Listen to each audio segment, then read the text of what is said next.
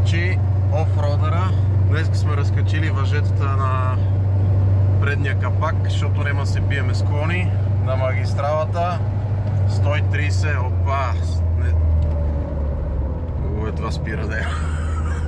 Това е екстремно. Така, изключили сме блокажа на диференциала.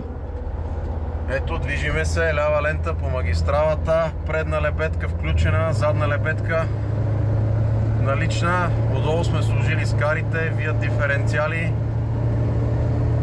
и само левия мигач работи и на магистралата ги прескачаме всички с офродърчето. Положението е страшно, чистачката трепери от скоростта, ето застигаме ги с тия бавни коли. Ето от дясното огледало как трепери. Аре, марш тука, бе! Марш тука, че го засилвам от 1 км. И така.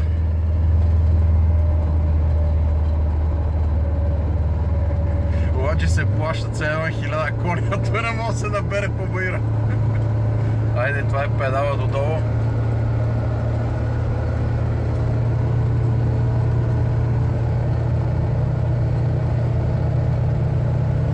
Отзаде метаме кълбете в огледалото да се оправят.